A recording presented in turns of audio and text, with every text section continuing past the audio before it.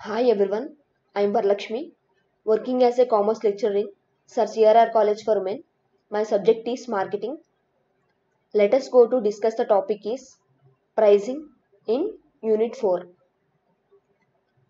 Unit 4లో pricing అంటే ఏంటో తెలుసుకుందాం. First meaning. Price is what a buyer pays to acquire a products from a seller. Price is important element which generates revenue for organization. Price is a determinant of the market for the product. అసలు price అంటే ఏంటి, pricing అంటే ఏంటి? So ఏదైనా ఒక buyer ఒక ప్రోడక్ట్ని తీసుకుని ఒక మనీ రూపంలో పే చేసేదాన్ని ప్రైజింగ్ అంటారు. ఒక ఇంపార్టెంట్ డిటర్మెంట్, ఒక ప్రైస్ అనేది ఆ ప్రోడక్ట్ యొక్క మార్కెట్ అనేది చెప్తుందన్నమాట. Definition: price is the amount of money and other items which utility needed to acquire a product. So pricing అంటే ఏంటంటే ఎవరైనా ఒక బయ్యర్ ఒక ప్రోడక్ట్ తీసుకుని దాన్ని ఒక యూటిలిటీని పొంది సో దానికి ఒక వాల్యూ చూపించేదాన్ని ప్రైసింగ్ అని అంటారు. Next, factors influencing price determination.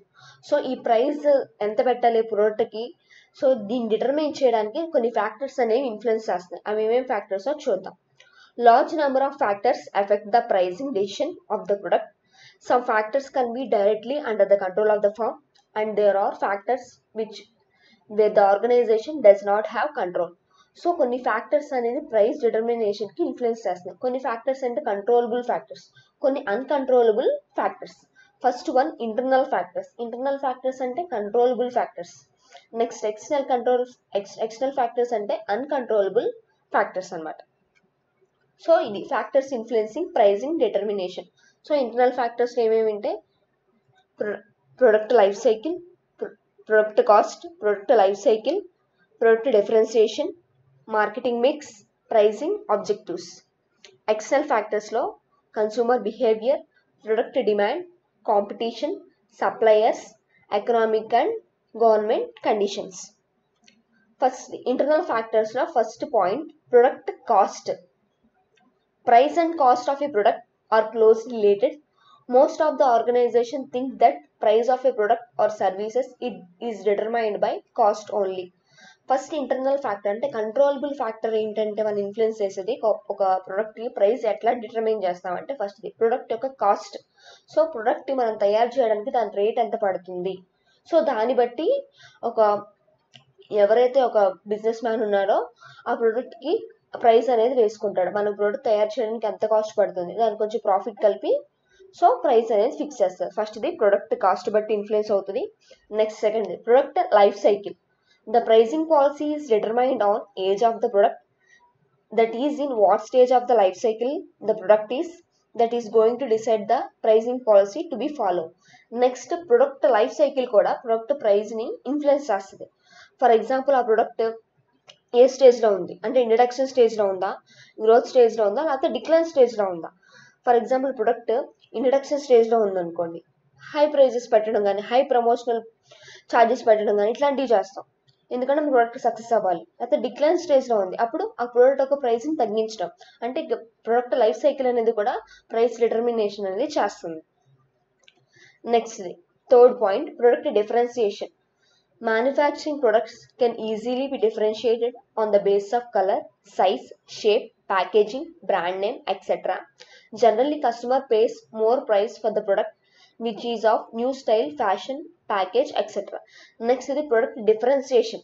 ఒక ప్రోడక్ట్కి తేడాన్ని బట్టి కూడా ఒక ప్రైస్ అనేది ఫిక్సేషన్ చేస్తాం. ఫర్ ఎగ్జాంపుల్ దాని కలర్ చూసో, లేకపోతే సైజ్ కానీ షేప్ కానీ దాని ప్యాకేజింగ్ కానీ దాని బ్రాండ్ నేమ్ బట్టి కానీ ప్రైస్ అనేది ఉంటుంది. ఒక కొత్త ప్యాకేజ్లో కానీ కొత్త బ్రాండెడ్ ప్రోడక్ట్ అనుకో దానికి ఎక్కువ రేట్ ఉంటాయి. సో ఇట్లాంటి బ్రాండెడ్ ప్రొడక్ట్స్ కూడా కస్టమర్స్ అనేది ఎక్కువ ప్రైస్ అనేది కొనుక్కోవడం అనేది జరుగుతుంది. ఒక కొత్త స్టైల్ కానీ కొత్త ప్యాకేజీ కానీ కస్టమర్స్ అనేవాళ్ళు ఎక్కువగా ఇష్టపడి కొంటారు. సో ప్రొడక్ట్ డిఫరెన్సియేషన్ బట్టి కూడా మనం ప్రైస్ అనేది పెడతా ఉంటాం. Next the pricing objectives. Pricing objectives focuses for farming pricing policies and strategies. So next point ఏంటంటే ప్రైసింగ్ ఆబ్జెక్టివ్స్. ప్రైసింగ్కి కొన్ని పాలసీస్ అని స్ట్రాటజీస్ అనేవి ఉన్నాయి. మనకు ప్రోడక్ట్కి ఎంత ప్రైస్ పెట్టాలి, దానికి ఎంత ఉండాలి, సో ఈ స్ట్రాటజీస్ని పాలసీస్ని యూస్ చేసి కూడా ఇవి కూడా కొన్ని ఇన్ఫ్లుయెన్స్ చేస్తాయి ప్రైస్ ఎంత పెట్టాలి అని చెప్పి. These are the internal factors. Next internal factor, marketing mix. All the elements of the marketing mix work collectively. Single element will not work. Therefore, pricing decision must be seen not in isolation but as a part of total marketing strategy and should avoid conflict with other elements. Next internal factor ఏదైతే influence చేస్తుందంటే marketing mix. So marketing mix అంటే ఏంటి? Product place promotion అలాగే అదొక price, ఇవి కూడా ఒక influence అనేది చేస్తాయి. ఓన్లీ ఒక ప్రైజే కాదు, ఈ 3 కూడా కాంపోనెంట్స్ అనేవి కూడా మొత్తం ఒక మార్కెటింగ్ యొక్క ప్రైస్ ఎంత ఉండాలి ప్రోడక్ట్కి, ఇవి కూడా అనేది ఇన్ఫ్లుయెన్స్ అనేది చేస్తాయి. సో మార్కెటింగ్ మిక్స్ అనేది కూడా ఇన్ఫ్లుయెన్స్ అనేది చేస్తుంది. Next the external factors which are uncontrollable factors. First one, consumer behaviour. Consumer are the one who influence on the price in a consumer oriented market. The behavior of the consumer have impact on the pricing decisions of the firm. Next, uncontrollable factors వచ్చేసరికి consumer behaviour. So consumer behaviour ఎందుకన్నామంటే వాళ్ళకు behaviour కానీ tastes కానీ ఎప్పటికప్పుడు change అవుతూ ఉంటుంది. So అప్పుడు కూడా మన ప్రైసింగ్ డెసిషన్స్ అనేవి ఎప్పుడు కూడా మార్చుకుంటూ ఉండాలి. వాళ్ళ టేస్టెస్ మారిపోయినాయి అనుకోండి, సో ప్రోడక్ట్కి డిమాండ్ తగ్గుతుంది, అప్పుడు మనం కూడా ప్రోడక్ట్ యొక్క ప్రైస్ అనేది తగ్గించుకోవాలి. కన్స్యూమర్ బిహేవియర్ బట్టి కూడా మన ప్రోడక్ట్ యొక్క ప్రైజేషన్లో డిఫరెన్సియేషన్ అనేది చూపిస్తాం. నెక్స్ట్, ప్రొడక్ట్ యొక్క demand. Second, demand of the product is also influence the price of a product. If the demand of the product is high, then the price of the product is also very high. So next ఒక product demand బట్టి, so మన మార్కెట్లో మన product demand ఎంత ఉంది, high demand ఉంటే high price పెడదాం, లేకపోతే లో డిమాండ్ ఉంటే ప్రొడక్ట్ యొక్క ప్రైస్ని తగ్గించడం, ఇలాంటివి కూడా ఇన్ఫ్లుయెన్స్ అనేవి చేస్తాయి ప్రొడక్ట్ ఫిక్సేషన్లో. Next third the competition. The manufacture is not free to fix the price without considering competition. The firm should constantly compare its prices which of those of competitors. Next influencing factor అంటే competition. So ఏదైతే ఒక manufacture అనేది ఒక product యొక్క price అనేది ఫ్రీగా fix చేయడు, ఎలా కాంపిటీటర్స్ ఎట్లా ఒక ప్రోడక్ట్ ఫిక్సేషన్ చేస్తున్నారు, దాంతో కంపేర్ చేసుకుని ఒక ప్రోడక్ట్ యొక్క ప్రైస్ అనేది ఫిక్స్ చేస్తారు. సో మార్కెట్లో వేరే కాంపిటీటర్స్ ఎంత ప్రైస్ పెడుతున్నారు, వాటి యొక్క ఫీచర్స్ ఏమున్నాయి ప్రోడక్ట్కి, ఇవన్నీ చూసుకునే ఒక మ్యానుఫ్యాక్చర్ అనేది వాడు ఒక ప్రోడక్ట్కి ప్రైస్ అనేది ఫిక్స్ చేస్తారు. ఇది కూడా ఒక important influencing factor. Next the suppliers. Supply of raw materials and other goods can have significant effect on the price of a product. If the price of the raw material goes up, the increase is passed on by suppliers to manufacturers and it passed on the consumers. Next influencing factor అంటే suppliers అంటే రా materials అందజేసే వాళ్ళని suppliers అంటారు. So for example ఆ raw material cost పెరిగిపోయింది అనుకోండి, ఒక మన ప్రైస్ ఆఫ్ ప్రొడక్ట్ ఒక ప్రైస్ కూడా పెరుగుతుంది. సో ఈ ప్రొడక్ట్ ఒక ప్రైస్ పెరగడం సప్లయర్స్ దగ్గర నుంచి మ్యానుఫ్యాక్చరింగ్ దగ్గరికి వెళ్తుంది, ఈ మ్యానుఫ్యాక్చర్స్ దగ్గర నుంచి ఇది కాస్ట్ బర్డెన్ అనేది కన్స్యూమర్స్ దగ్గర నుంచి కూడా వెళ్తుంది. సో ఇవి కూడా సప్లయర్స్ అనేది కూడా ఇన్ఫ్లుయెన్సింగ్ ఫ్యాక్టర్ అనమాట. Next the fifth one, economic and government conditions. The economic conditions are like inflation and deflation is prevailing in the country affects price of the product. In the economic climate is good, generally the sale of a product increases. So economic conditions అంటే inflation కానీ deflation కానీ వచ్చినప్పుడు కానీ so ఒక product అనే price అనేది మారుతూ ఉంటుంది. సో ఇలాంటి కండిషన్స్లో ఒక ప్రోడక్ట్ ఒక చేంజ్ అనేది జరుగుతుంది. అతివృష్టి అనావృష్టి ఈ టైంలో కూడా మన ఒక ప్రొడక్ట్ డిఫరెన్స్ అనేది చూపిస్తాం. ఇప్పుడు ఎకనామిక్ క్లైమేట్ అనేది ఒక వాతావరణం అనేది చాలా మంచిగా ఉందనుకో, ప్రొడక్ట్ ఒక సేల్ అనేది కూడా ఎక్కువ జరుగుతుంది. సో ఎకనామిక్ కండిషన్స్ బట్టి ఒక ప్రొడక్ట్ ప్రైస్ ఫిక్సేషన్ అనేది కూడా చేసుకుంటూ ఉండాలి. Next government government conditions. Government interference such as control of prices, leaving off taxes etc. or other considerations which affects the pricing of the product. The regulatory anti-price rise and control measures effectively controlling prices. Next government conditions అనేవి పడుతుంది, అంటే ఆ product మీద taxes రూపంలో కానీ ఆ product ఎంత ప్రైస్గా ఉండాలి, ఎక్కువ రైస్ చేయకూడదు అన్నప్పుడు కానీ సో గవర్నమెంట్ కండిషన్స్ కూడా మనం ఫాలో అవుతూ ఆ ప్రైస్ ఫిక్సేషన్ అనేది చేసుకోవాలి. ఇది కూడా important influencing factors. These are the factors influencing the pricing determination. Next concept, fourth యూనిట్లో next concept, pricing policies and strategies. Introduction. Pricing policy and strategy are the guidelines within which marketers decide price of all products or services. An organization pricing strategies always vary according to the time, place and other circumstances. So ఒక ప్రోడక్ట్కి ఎంత price పెట్టాలని కొన్ని policies అనేవి strategies అనేవి guide చేస్తాయి. ఎంత ప్రోడక్ట్కి ఎంత ప్రైస్ పెట్టాలి, దేని ఆధారం చేసుకుని దాని ప్రొడక్ట్ టైంని బట్టి కానీ, ప్లేస్ని బట్టి కానీ, ఇతర సర్కమ్స్టాన్సెస్ బట్టి కానీ ఈ యొక్క ప్రైస్ వేరియేషన్స్ అనేవి జరుగుతూ ఉంటాయి. Sometimes a company needs to raise the price and at other times it may be appropriate for them to lower the product price. కొన్నిసార్లు కంపెనీ అనేది ప్రోడక్ట్ ప్రైస్ అనేది పెంచుతుంది, కొన్నిసార్లు ప్రోడక్ట్ యొక్క ప్రైస్ అనేది తగ్గిస్తుంది. అంటే వీటి యొక్క స్ట్రాటజీస్ని బట్టి మనం ప్రైస్ని ఒక్కొక్కసారి పెంచుకోవాలి, ఒక్కొక్కసారి తగ్గించుకోవాలి. ఓకే, నెక్స్ట్ ప్రైసింగ్ స్ట్రాటజీస్లో ఏమేమి స్ట్రాటజీస్ ఉంటాయో చూడండి. ఫస్ట్ది price skimming strategy, penetration skimming strategy, psychological strategy, promotional strategy, geographical pricing strategy. These are the strategies of pricing. First one, price skimming strategy. This pricing strategy is followed while launching a new production to the market. Under this policy, high price is initially fixed to skim the cream of the market, and the price moves downward step by step until the right price is reached. It is easier to start with high price and then reduce it than to start with lower price and try to raise it. So first strategy అంటే price skimming strategy. Price skimming strategy అంటే ఏంటంటే, మనం new ప్రోడక్ట్ని మన మార్కెట్లో launch చేస్తున్నప్పుడు ఇలాంటి strategy అనేది యూస్ చేస్తారు. ఫర్ ఎగ్జాంపుల్ హై ప్రైస్ పెట్టడం వల్ల ఏంటంటే, ఎవరైతే కస్టమర్ ఆ ప్రోడక్ట్ని నీట్గా అనుకుంటారో ఆ ప్రోడక్ట్ని కొనుక్కుంటారు. ఆ తర్వాత ఆ ప్రైస్ అనేది తగ్గించడం, ఆ తర్వాత ఇంకా తగ్గించడం. సో ఇట్లాగా ఫస్ట్ ప్రైస్ అనేది పెంచి తర్వాత ఆ ప్రోడక్ట్ని డౌన్వర్డ్స్ చేసేదాన్ని ప్రైస్ స్కిమ్మింగ్ స్ట్రాటజీ అంట. Next, the penetration pricing strategy. It is opposed to the concept of skimming price strategy. Under this approach, the price charged product and services is set artificially low in order to gain market share. This policy is less flexible because it is more difficult to raise a penetration price. So first చెప్పిన స్ట్రాటజీకి ఇది opposite strategy అనమాట. దీంట్లో ఈ స్ట్రాటజీలో ఏంటంటే, first మాకు product introduce చేసేటప్పుడు, ఏదైనా ప్రోడక్ట్ని లాంచ్ చేసేటప్పుడు ఒక ప్రైస్ అనేది లోగా స్టార్ట్ చేసి తర్వాత ఆ ప్రోడక్ట్కి డిమాండ్ పెరుగుతూ ఫ్లెక్సిబుల్గా ఉన్నప్పుడు ఆ ప్రోడక్ట్ యొక్క ప్రైస్ అనేది పెంచడం, దాన్ని పెనిట్రేషన్ స్ట్రాటజీ అంటాం. Next psychological pricing strategy. This approach is used when the marketer wants the consumer to respond on an emotional rather than a rational basis. It is mostly used for the products for individual uses rather than a product for organizational usage.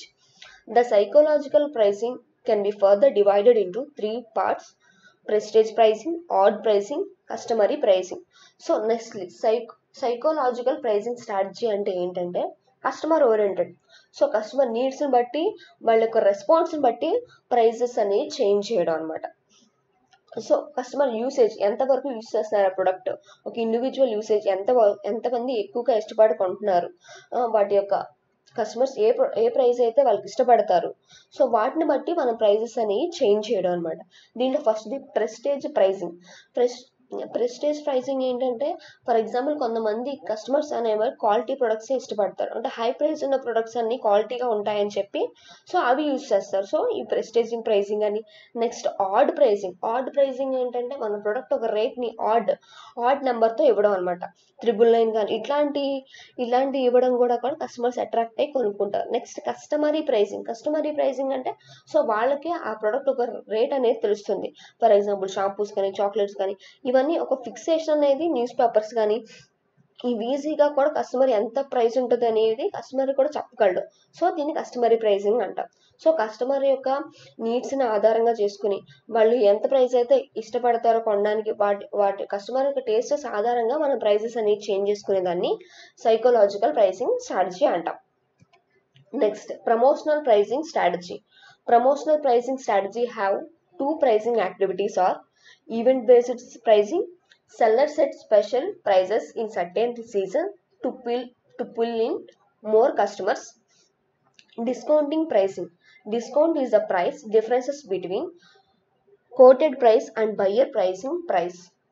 It can be three types: trade discount, quantity discount and cash discount. So promotional pricing strategy అంటే ఒక promotional రూపంలో కూడా మనం ఒక pricing strategy అనేది చేసుకోవడం, అంటే ప్రోడక్ట్ని సేల్ చేసుకోవడం. First event based pricing. Event based pricing అంటే ఫర్ ఎగ్జాంపుల్ ఏమైనా ఫెస్టివల్స్ వచ్చినా లేకపోతే ఏదైనా ఈవెంట్స్ వచ్చినప్పుడు, సో ఇట్లాంటి టైంలో ఏంటంటే ఆ సీజన్స్ బట్టి కస్టమర్స్ అనే వాళ్ళు ఎక్కువ మంది కొనుక్కుంటారు.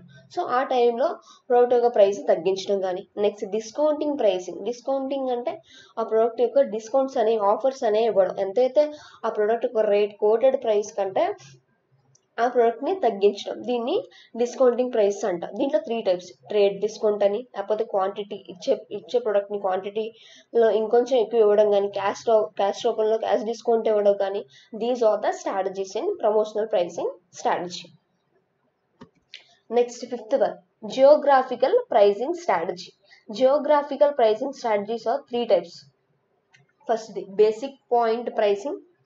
Under basic point pricing, one or more cities selected as a basic point. The transportation cost is collected from basic point to the buyer's location. Next, the basic point pricing. Basic point pricing lo అంటే ఏంటంటే geographical అంటే ఏంటి, location బట్టి pricing అనేది మారుతూ ఉంటుంది. For example ఏదో ఒక బేసిక్ పాయింట్లోనే ఒక ప్రొడక్ట్స్ అనేవి అమ్మారనుకోండి, సో కస్టమర్స్ అనేవి వేరే ప్లేసెస్ నుంచి ప్రొడక్ట్స్ కొనుక్కుంటారు. సో ఇక్కడ ట్రాన్స్పోర్టేషన్ కాస్ట్లో వేరియేషన్ అనేది వస్తుంది. సో ఇక్కడ బేసిక్ పాయింట్ ప్రైసింగ్ ద్వారా ఏంటంటే మనం అక్కడ ఒక ప్రొడక్ట్ని ఎక్కువ ట్రాన్స్పోర్టేషన్ కాస్ట్ ఇవ్వకుండానే మన ప్రొడక్ట్ని అందజేయడం అనమాట. Next dual pricing. When producers charge two or more different prices for the same product having little extra features. Next dual pricing ఏంటంటే ఫర్ ఎగ్జాంపుల్ ఒక ప్రొడ్యూసర్ అనేవాడు ఒకే ప్రోడక్ట్కి టూ డిఫరెంట్ ప్రైసెస్ అనేవి పెడతారు. ఏదంటే కొంచెం ఫీచర్స్ ఎక్స్ట్రా, కొంచెం దేంట్లో ఉన్న కొంచెం బెనిఫిట్స్ ఎక్కువ పెంచడం వల్ల ప్రోడక్ట్లో పెంచి ఇంకో ప్రైసింగ్ అనేది ఎక్కువ వేరియేషన్స్ అనేవి కూడా ఇవ్వచ్చు. ఇది కూడా స్ట్రాటజీ అనేది యూజ్ చేస్తారు. Next markup price. In this method the producer setup price by adding certain percentage to cost called markup to product cost. So markup price అంటే ఫర్ ఎగ్జాంపుల్ ఆ ప్రొడ్యూసర్స్కి ఆ ప్రొడక్ట్ ఎంత తయారు చేయడానికి ఎంత కాస్ట్ పడుతుంది దాన్ని ఆధారం చేసుకుని ఆ కాస్ట్కి కొంచెం పర్సెంటేజ్ ప్రాఫిట్ వేసుకుని సో ప్రైస్ ఫిక్సేషన్ చేస్తారు. దీన్ని మార్కప్ ప్రైస్ అంటారు. సో ఈ స్ట్రాటజీని కూడా యూజ్ చేస్తారు. These are the geographical pricing strategy. This is overall the pricing policies and strategies. So next అలాగే ఫోర్త్ యూనిట్లో next concept objectives of pricing policies and strategies. సో pricing పాలసీస్ని స్ట్రాటజీని ఫాలో అవడానికి కొన్ని ఆబ్జెక్టివ్స్ అనేవి పెట్టుకున్నారు. First one, maximum current profit. So ఈ పాలసీస్ స్ట్రాటజీని యూజ్ చేయడం వల్ల ఏంటి, మనకి ఎప్పుడూ ప్రాఫిట్స్ అనేవి రావాలి. సో ప్రాఫిట్స్ అనేవి ఎక్కువగా పెరుగుతూ ఉండడం చూడాలి. Next target return on investments. So ఎంతైతే ఇన్వెస్ట్మెంట్ పెడతామో దానికి తగ్గ టార్గెట్ రిటర్న్ అనేది రావాలి. నెక్స్ట్ సేల్స్ గ్రోత్ అనేది కూడా, సేల్స్ అనేది ఇంకా ఎక్కువగా పెరగాలి. ఇట్లా స్ట్రాటజీస్ యూజ్ చేయడం వల్ల ఏంటి, మనం గ్రోత్ అనేది పెరగాలి. నెక్స్ట్ ఇంక్రీజ్ ఇన్ మార్కెట్ షేర్ని పెంచుకోవాలి. అదే కంపెనీ డిఫరెంట్ టైప్స్ ఆఫ్ ప్రొడక్ట్స్ని లాంచ్ చేయాలి. అలాగే బ్రాంచెస్ పెంచి ఆ ప్రొడక్ట్ ఎక్స్పాన్షన్ అనేది చేయాలి. నెక్స్ట్ ఇది కాంపిటీషన్ అనేది ఫేస్ చేస్తాం. సో ఆబ్జెక్టివ్స్ అండ్ కాంపిటీషన్ అనేది ఫేస్ చేస్తాం. ఎలాంటి కాంపిటీటర్స్ లేకుండా సో మన ప్రొడక్ట్ నెంబర్ 1 ఉండేటట్టు చూసుకోవాలి.